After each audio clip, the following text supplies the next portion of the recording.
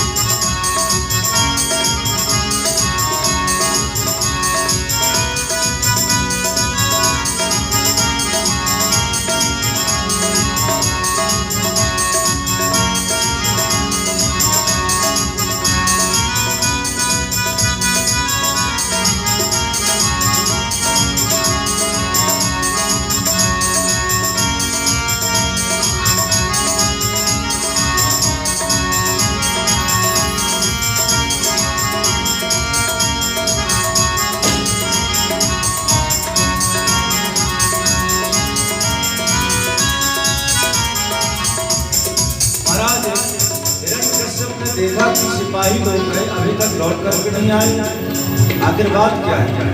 सेनापति को भेजा, देखिए जाकर के लोग लौट करके क्यों नहीं आ रहे, आखिर बात क्या है। सेनापति गए तो देखा वहाँ सुंदर संकीर्तन लहरी चल रही, भजन चल रहा है, सब लोग मस्ती में झूम रहे हैं। सेनापति ने जाकर के जैसे प्रहलाद जी को पकड़ा और जैसे ही पकड़ा स्पर्श किया, ऐसा झटका लगा कि प्रहलाद जी का स्पर्श करते ही सेनापति जो उसी में झूमने लगे मस्ती से। राधे राधे कृष्ण राधे राधे राधे राधे राधे राधे कृष्ण राधे राधे राधे राधे राधे राधे राधे राधे राधे राधे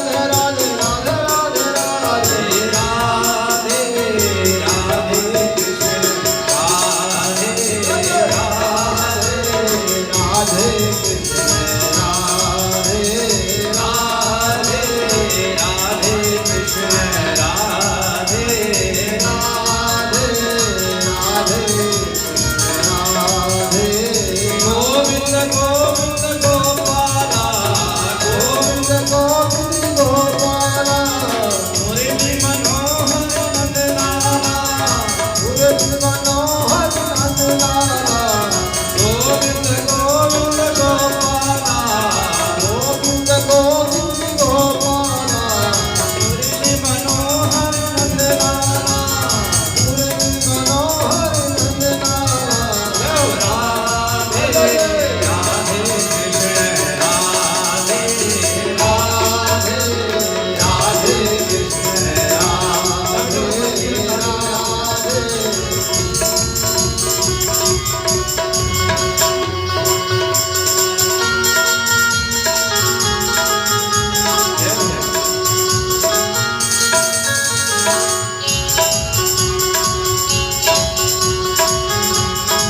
राधे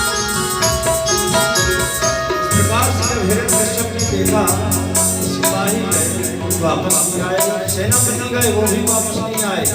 हिरण्यकश्यप ने कहा मैं स्वयं जाऊंगा, देखूंगा आगे बात क्या है, लोग वापस क्यों नहीं आ रहे हैं।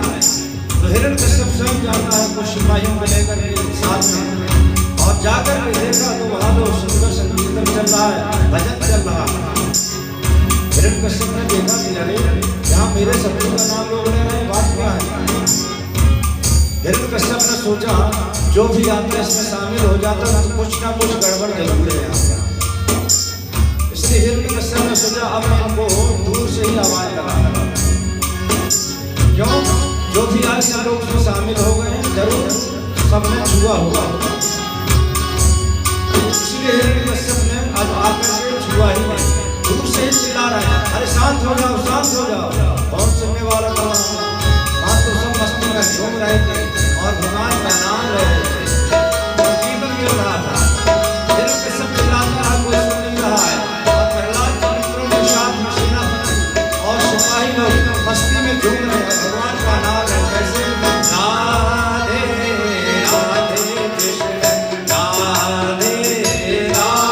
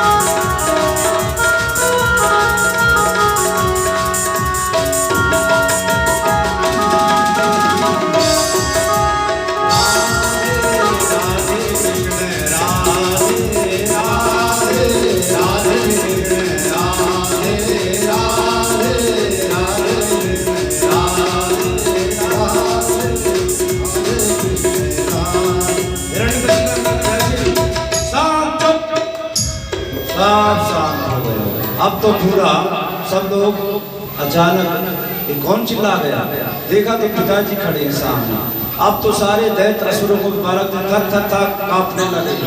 कला देखा प्रहलाद, अब गड़बड़ हो गई, तुम तो उनके पुत्र हो, तुम तो बच जाओगे, हम बच नहीं पाए। और हिरण्यकश्यप ने सीधे जाकर के प्रहलाद को पकड़ा, खींच करके लाया।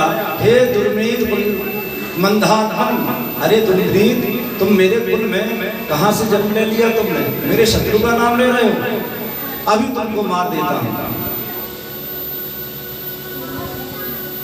इतने दिनों से मैं तुमको मारने का उपाय कर रहा हूं, आखिर तुम्हारे अंदर कौन सी शक्ति है, किसके बल पर तुम इतना बढ़ चढ़ कर बोलते हो?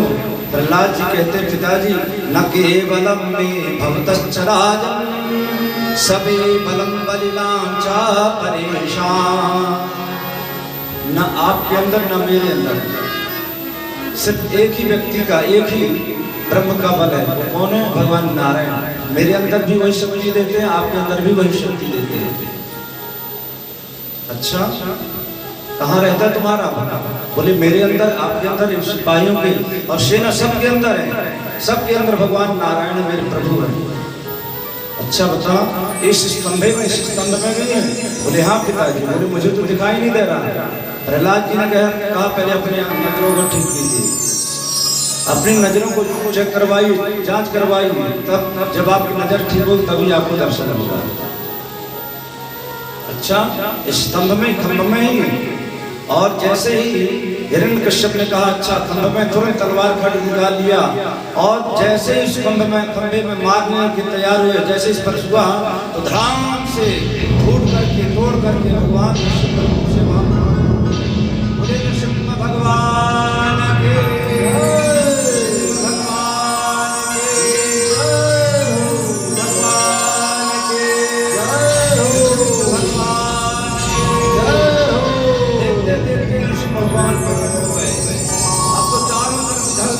मारने के लिए तैयार है। हिरण्यकश्यप ने देखा, अरे ये तो सचमुच में प्रकट हो गए खंभे से। अब हिरण्यकश्यप भगने लगा इधर से उधर। भगवान विष्णु भगवान उसको पकड़ने के लिए आगे बढ़ रहे हैं। हिरण्यकश्यप अपना बचाव कर रहा है और जोर जोर से गर्जना कर रहे हैं, मानो लग रहा था कि प्रलय आ गया। ऐसी गर्जना विष्णु भगवान कर रहे हैं कि मानो प्रलय आ गया, कोई बचेगा नहीं। और जाकर के भगवान ने तुरंत पकड़ लिया हिरण्यकश्यप को और पकड़ कर युद्ध करने लगे। हिरण्यकश्यप ने कहा महाराज आप मुझे मार नहीं सकते हैं, क्यों? मैंने ब्रह्मा से बहुत सारे वरदान मांग रखे थे। क्या क्या वरदान मांगा था? और भगवान विष्णु भगवान लेकर के कहाँ चले गए? दरवाजों के बीचों बीच जाकर गोदी में रख दिया। बोले मैंने आप ब्रह्मा से वरदान मांगा था, क्या वरदान मांगा था? बोले ना मैं दिन में मरूं ना रात में मरूं। भगवान ने कहा बताओ ये दिन है कि रात है? बोले ना तो ये दिन है ना रात, ये तो शाम का समय है। भगवान ने कहा अब हम तुमको मार देंगे। बोले अभी नहीं मार पाएंगे, अभी भी और भी मेरे पास नहीं वरदान। क्या वरदान है?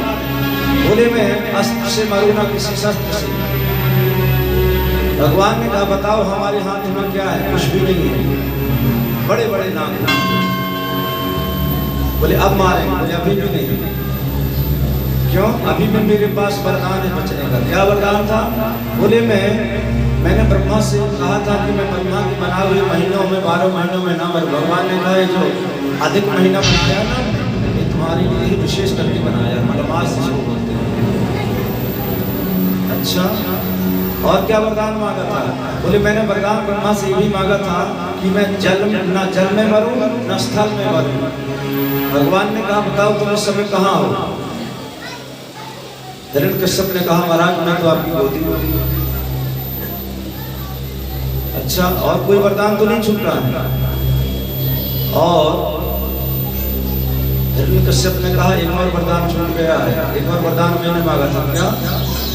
ना मैं मानव से मरूं न किसी जानवर से न किसी पशु से मरूं। भगवान ने कहा बताओ हमारा स्वरूप कैसा है, किसका स्वरूप है?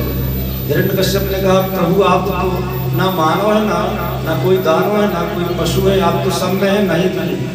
और भगवान नृसिंह भगवान ने हिरण्यकश्यप के शरीर को चीर दिया और चीर करके रक्तपान मुंह में लगा दिया और उस हड्डियों की माला पहन ली। बोलिए नृसिंह भगवान के जय हो। अपने भक्त की रक्षा की भगवान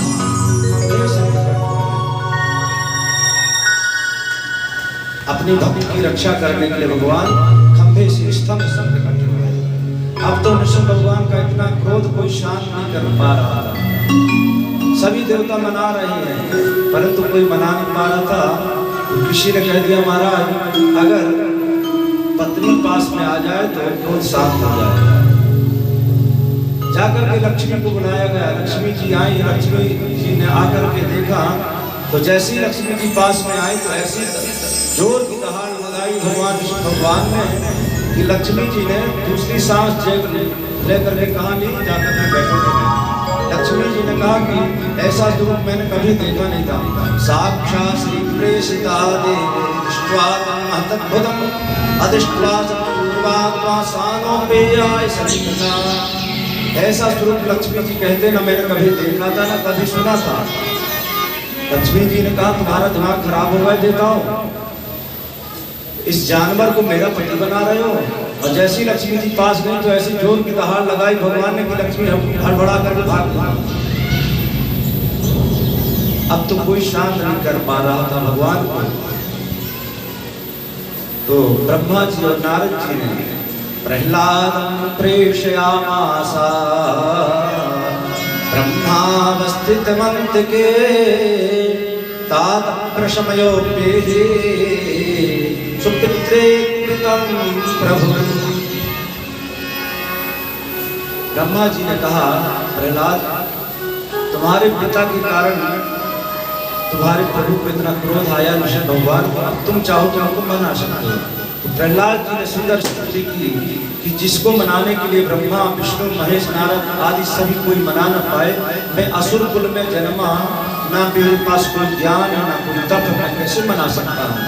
40 श्लोकों से प्रहलाद जी ने भगवान की स्तुति की और प्रहलाद जी को भगवान ने गोदी में उठाया और अपनी जीभ से उनको चाटने लगे और हाथ फेरने लगे।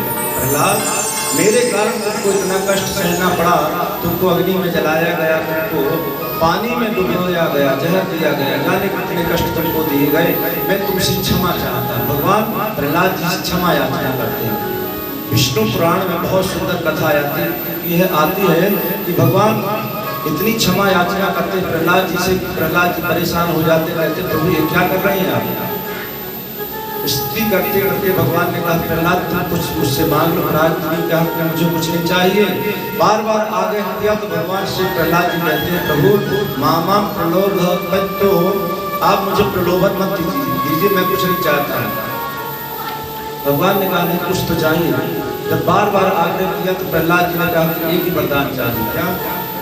यदि राशि समय कामान वरास्मां वरदस्रशवा कामानां भक्त संदोहं भवतस्तु वरम। आप देना ही चाहते तो एक ही वरदान दीजिए। क्या वरदान? मेरे अंदर कभी कोई कामना ही ना हो। भवतस्तु वरम, ऐसा वरदान दीजिए। प्रहलाद जी को भगवान ने हृदय से लगा लिया और प्रहलाद जी ने कहा प्रभु एक विनती है आपसे। क्या? मेरे जो पिताजी हैं इन्होंने आपका बड़ा अपराध किया था, इसलिए इनकी दुर्गति नहीं होना चाहिए। भगवान कहते अरे प्रहलाद त्रिशक्ति भी पिता पोता सा तुम बात करते हो अपने पिता की। तुम्हारा जैसा बालक जिस कुल में जन्म ले ले एक पीढ़ी नहीं 21 पीढ़ियों को तार देता है। और इसके बाद प्रहलाद जी को आशीर्वाद दिया। प्रहलाद जी को राजा राजगद्दी पर बैठा दिया भगवान ने। और प्रहलाद जी की स्तुति करते हैं नृसिंह भगवान की। और इसके बाद सुंदर स्तुति करने के बाद आश्रम धर्म का वर्णन किया। और प्रहलाद जी जा रहे थे एक बार रास्ते से, एक अवधूत में रूप में एक महात्मा पड़े बड़े मस्ती से जंगल में पड़े आराम कर रहे थे। मस्त अपनी मस्ती में बैठे थे। प्रहलाद जी ने देखा कि ये कौन है महाराज। यहाँ इस जंगल में इनको ना कोई खाने की व्यवस्था ना कोई रहने की व्यवस्था, फिर भी इनका शरीर जो इतना हर्षपूर्ण कैसे है। पूछा महाराज कौन है आप?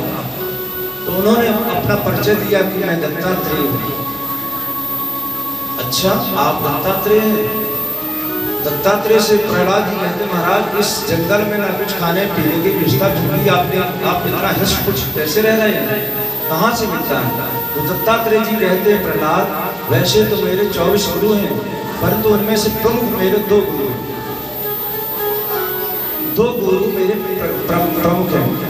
और 2 गुरु कौन कौन से? तो दत्तात्रेय जी कहते हैं मधुकार महासर्पो लोकिस्मिन्नो गुरुत्तमो वैराग्यम परितो सच्चा प्राप्ता यच्छया। मधुकार महासर्पो, मधुकार कौन? अर्थात जो मधुमक्खियों से शहद निकालता है। मैंने उससे क्या सीखा? ये मेरे परम गुरु तो 24 हैं, उनमें भी विशेष करके 2 गुरु हैं। मधुकार से क्या सीखा? मधुमक्खियों के रस निकालने वाले से क्या सीखा? बोले मधुमक्खी 15 दिन तक अपने छत्ते में रस इकट्ठा करती है और सोचती है कि जब इकट्ठा हो जाएगा तो मैं बढ़िया से हम लोग पिएंगे उस रस को। और जब इस प्रकार से 15 दिन रस इकट्ठा करती है तो मधुमक्खियों से रस निकालने वाले जो होते हैं ना, जाकर के आग लगा देते हैं और मधुमक्खियों को मार देते हैं, उड़ जाती हैं, मर जाती हैं। और मधुकार सारा का सारा जल उसमें जो रस है निचोड़ लेता है, ले लेता है बात में अपने बर्तन में। प्रहलाद जी से कहते हैं दत्तात्रेय जी मैंने मधुमक्खियों से उससे क्या सीखा कि महात्मा को कभी कुछ इकट्ठा नहीं करना चाहिए। और पश्चामी धनिनाम की मैंने देखा धनियों का दुख देखा है, धनिकों को कितना दुख होता है मैंने देखा। राजतस कभी राजा से भय होता है, कभी किसी से भय होता है कि आज इतना धन है पता नहीं कब जाकर के जांच वाले आ गया। आज हम देख ही रहे ना कि जगह जगह छापेमारी होती है और पता चलता है कि करोड़ों की संपत्ति इकट्ठी निकल आ रही है। अभी बंगाल में पता चला कि 18 करोड़ रुपए निकाला गया, वो भी किसके यहाँ से? एक बहुत बड़े अधिकारी के यहाँ से निकला गया। तो किस मतलब का पैसा? दत्तात्रेय जी कहते राज चोर उस धन का क्या मतलब? जो हमेशा चिंता में व्यक्ति रहे, कभी राजा का है कभी शत्रु का है, इसलिए मैं धन के चक्कर में नहीं पड़ता। और दूसरा मेरा गुरु कौन है? मधुकार महासर्प, सर्प मेरा महागुरु है। कौन सा सर्प? अजगर। बोले अजगर करे चाकरी पंछी करे न काम, दास मलुका कह गए सबके दाता राम। अजगर कभी किसी से कुछ मांगने नहीं जाता है, जंगल में मछली से पड़ा रहता है और जब मुक्त होता है तो इतना बड़ा मुक्त होता है कि उसके मुंह में चिड़िया अपने आप चली जाती है और मछली से खाता और मछली से पड़ा रहता है। प्रहलाद जी से दत्तात्रेय जी कहते हैं इसी प्रकार से मैं इस जंगल में पड़ा रहता हूँ, कभी कोई मुझे कुछ दे देता है तो प्रेम से पा लेता हूँ, नहीं तो भगवान का भजन करता हूँ और मुझे किसी की चिंता नहीं है राजा। और वहाँ से प्रणाम करके दत्तात्रेय जी को प्रहलाद जी वहाँ से आ जाते हैं। इसके बाद 4 प्रकार के जो आश्रम है, गृहस्थ आश्रम, सबसे पहले ब्रह्मचर्याश्रम गृहस्थाश्रम, उसके बाद वानप्रस्थ, उसके बाद संन्यास आश्रम, इसकी कथा सुनाते हैं। और नारद जी अपने पूर्व जन्म की कथा श्रवण कराते हैं। पूर्व जन्म में एक गंधर्व था और मुझसे थोड़ी सी गलती हो गई थी। एक बार की बात है कि नारद जी भ्रमण करते हुए चले गए देवताओं की सभा में, और उस सभा में गए तो बड़े सुंदर सुंदर रागों का गान हो रहा था। और नारद जी उस सभा में जाकर के, समय दूसरा था और नारद जी ने उस सभा में जाकर के उस समय का राग ना गा करके दूसरा राग गा दिया। उस समय में जो राग दिया तो बड़ी गुस्सा हो गई, क्रोध में आ गई और उन्होंने उसको श्राप दे दिया कि तुम पृथ्वी में जब चले जाओ,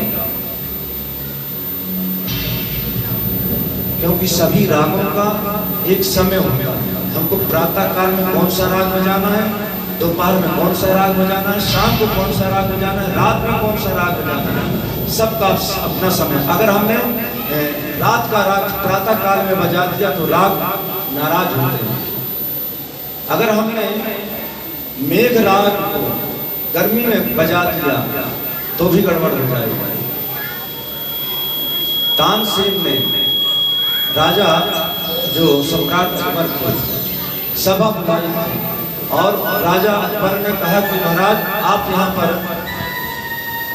अपना ऐसा राग गाइए कि सबको समझ में आ जाए कि संगीत क्या है। राजा से कहा तानसेन कि महाराज जो जिस राग को आप कह रहे हैं वो राग में इस समय गा नहीं सकता। बार बार जब कहा तो तानसेन ने ऐसा राग छेड़ दिया, ऐसा राग छेड़ दिया कि सबके शरीर जलने लगे, मानो लग रहा था कि आग निकलने लगी सबके शरीर से। तुरंत अकबर ने मना किया, बस बस बस। तानसेन ने कहा महाराज ये इस समय इस राग का समय नहीं है, इस समय मेघ राग का गाने का समय है। तो तुरंत तानसेन ने मेघ नाम के राग को गाया और फिर से सुंदर वातावरण हुआ और बारिश होने लगी। तानसेन ने बारिश करा दी मेघ राग को गाकर। तो हर राग का, हर रागनी का अपना समय होता है। तो असमय में जाकर के नारद जी ने राग छेड़ दिया तो रागनियां नाराज हो गई और वहाँ के लोग तो नाराज हो, नारद जी को श्राप दे दिया। नारद जी से वहाँ से पतन हो गया और आकर के पृथ्वी में आए और दासी के पुत्र बन करके रहे। नारद जी अपना पूर्व जन्म का वृत्तांत सुनाते हैं युधिष्ठिर से और इसके बाद हम लोग अष्टम स्कंद की कथा में प्रवेश करते हैं। सुखदेव स्वामी कहते राजन आसीत् गिरिवरो राजन् त्रिकूट इति विस्तृतः क्षीरोदेनावृतः श्रीमान् योजितः। एक त्रिकुट नाम का पर्वत है। आसीत् गिरिवरो राजा और पर्वत में एक हाथी रहता है, गज रहता है, गजेंद्र रहता है और बड़े मस्ती से रहता है। साथ में उसकी पत्नी उसके बच्चे हैं और बड़े मस्ती से चलता है, सीना तान के चलता है और जिस रास्ते में चलता था सभी लोग हाथ जोड़कर खड़े हो जाते हैं।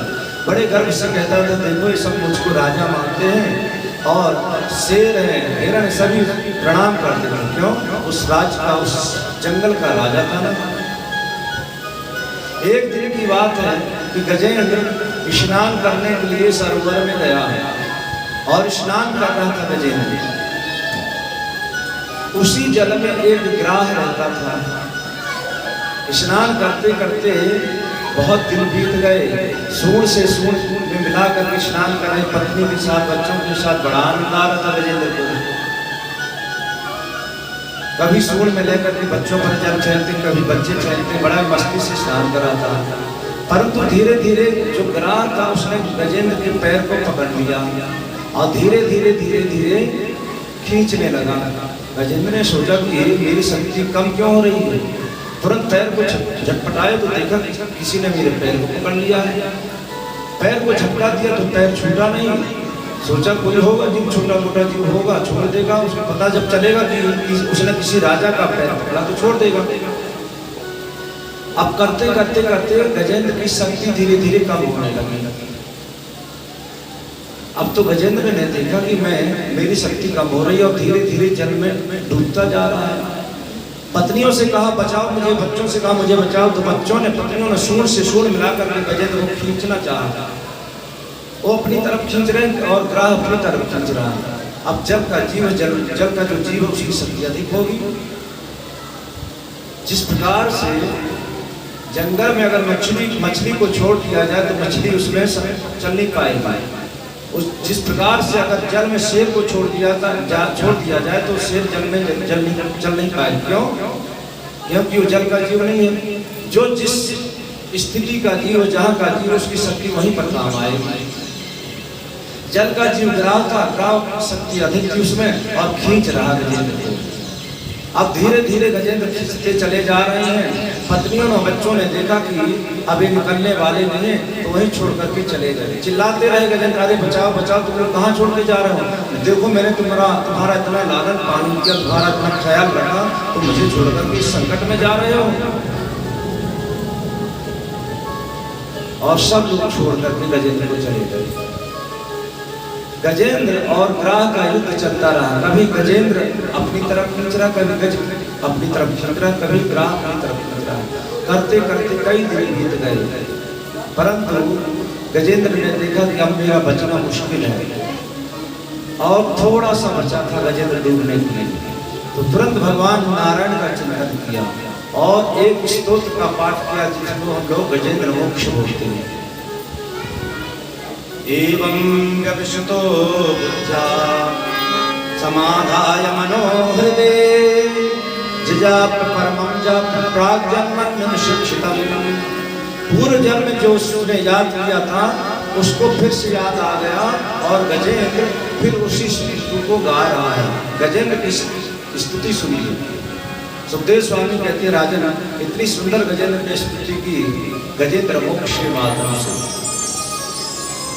गजेंद्रो वाचा नमो भगवते तुभ्यं यते चिदात्मकं पुरुषायाति बीजाय परेशाय विधीमहि यस्मिन्निदं यथेच्छेदं येनेदं यदिदं स्वयं योऽस्मात् परस्मात् परस्तं प्रपद्ये स्वयं ध्रुवम्। सुंदर 32 श्लोकों से गजेंद्र ने स्तुति की और भगवान द्वारकाधीश द्वारिका में बैठे थे, रुक्मिणी माता को भोजन परोस रही थी। जैसे भगवान के कानों में आवाज पहुंची कि कोई मुझे चिल्ला रहा है, भगवान ने तुरंत अपना भोजन की थाली सामने से हटाई और तुरंत तैयार हो गए। इधर गजेंद्र चिल्ला रहा भगवान को कैसे,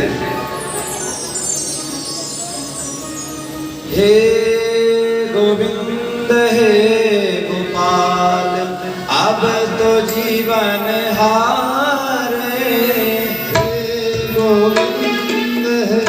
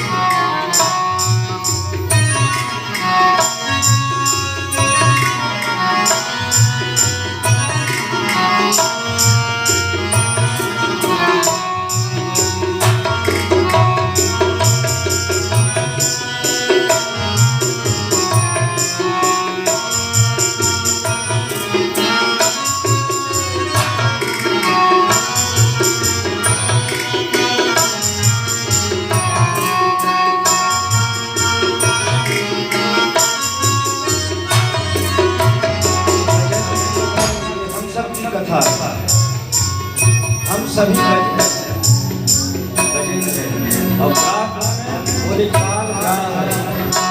सबसे पहले काल कहाँ पर आक्रमण करता है, सबसे पहले काल कहाँ पर पकड़ता है, तो सबसे पहले पैरों में पकड़ता है। पैरों से चलना मुश्किल हो जाता है, पैरों में लकड़िया हो जाती है, चलना मुश्किल हो जाता है। बोले क्या हुआ, बोले पैरों में दर्द हुआ। चला नहीं जाता। क्यों? सबसे पहले जो काल है ना, सबसे पहले पैरों को ही पकड़ता है।